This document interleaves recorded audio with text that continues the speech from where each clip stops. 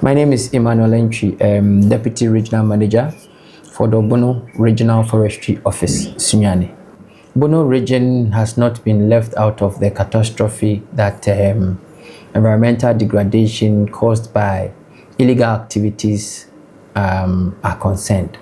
So Bono region has experienced its fair share of illegal activities, such as illegal chainsawing, illegal logging, illegal farming, and the most prevalent amongst them is the illegal cattle grazing.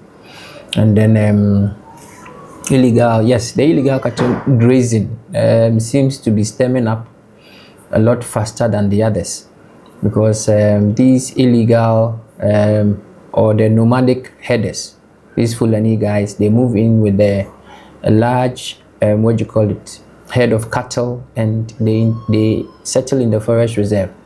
Settling in the forest reserve has got a lot of negative impact on the tree species in the forest reserve. Not only do they have the negative impact on the trees, but also the fauna as well. The fauna are the animal components of the forest. So another most serious threat that these illegal cattle in the forest reserve is posing is that, apart from soil compaction, that is preventing the percolation or the infiltration of the water from the rains into the soil for the roots of the plants to get adequate moisture for growth. The soil is compacted by the feet of these animals when they stay there for a wider or a longer period of time. And also they also set fire to the forest or to the depleted grass, so that they can have fresh grasses per the onset of the rainfall. This contributes to the widespread bushfires in the region. So these illegal cattle herders, or these Fulani guys in the forest reserve with their cattle, they are contributing to the widespread wildfires in the region. Also, we talk of the illegal lumbering. This is where people without requisite or required documentation move into the forest reserves and then, do their own thing. When they move in there, the fear is that they do not have respect for the yield system that we put in place. For legalized entries, we give them a yield. A yield is what they are supposed to take and what they are supposed to leave. But the illegal ones, they just enter, and any tree they see, they just bring it down and then they process it into lumber and they take it away. So I can say that the extent of degradation is a bit worrisome, but not too alarming. That is not beyond the control if government comes in to assist us with the military. I sit here, our reserves are not under illegal mining. Our reserves safely are not under illegal mining. You see, let me clarify here. When we say illegal mining, there is the illegal mining method where they use the pickaxe and the shovel, and there's the illegal mining method where they use the excavators and the rest.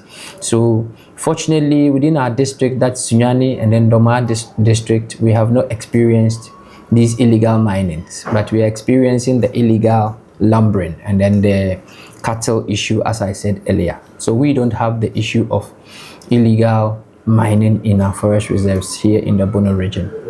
Like I rightly said, if the government comes in to assist us, one may ask, are you not the government? Yes, we have government and we have the arms of the government, and then we have institutions under the government.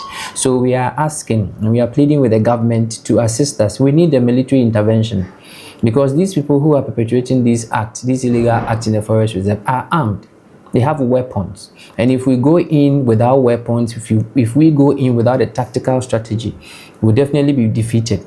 That is how come we need the intervention of the military, the police, and all those who have the requisite training in combat to be able to deal with these unforeseen circumstances. Because in an event where you move into a forest reserve and you are accosted by a mob wielding guns, it is difficult for you to leave the scene unharmed. But if you go in a company of military men who are well trained with the requisite arms, it is easier to tackle the situation and even bring the perpetrators to book, taking them to the law courts and ensuring that they are prosecuted and the law gets the better of the judgment over there.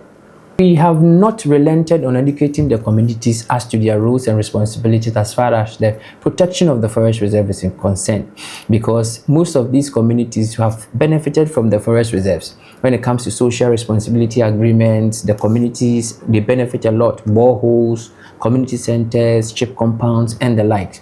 We have consistently gone ahead to educate the communities to assist us to protect these forest reserve areas by giving out information as to perpetrators of these illegal activities so that we can be able to apprehend them.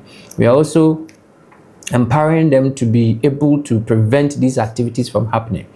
The interesting fact here is that most of these people who are perpetrating all these illegal acts mostly come from the communities. So it is the community members who know them, and they can easily be able to give them out. You get it? So we are empowering the community to collaborate with Forestry Commission, FSD as a whole, to be able to come up with a kind of a formidable force against the people who perpetrate these illegal acts. Okay, in general, what is your advice for those who are into these activities, degrading our lands and forests, and most also the farmers who are not using proper method of farming, who in the long run affecting or bringing bushfires? Okay, so the advice is for them to leave our forest reserves intact. They should just leave illegal people in the forest reserve. They know what they are doing is illegal. If they don't know, we are sounding this note of caution to them that what they are doing in the forest reserve, the law says that anybody in a forest reserve without a written permission from a competent forest officer who is not below the rank of an assistant district manager and goes ahead to girdles, lobes, rare cattle, does all these things, has breached the law. So once they are in there without any written documentation, it means they are doing an illegal act, and this act is frowned on by the law. And the law has proposed fines and penalties for this. We don't want to be, putting our brothers and sisters in jail because they probably might say they did not know. If they did not know, the time is now. They should quit from that place. They should move everything that they have, move their cattle, stop farming. They shouldn't burn our forest reserves because we are coming after them.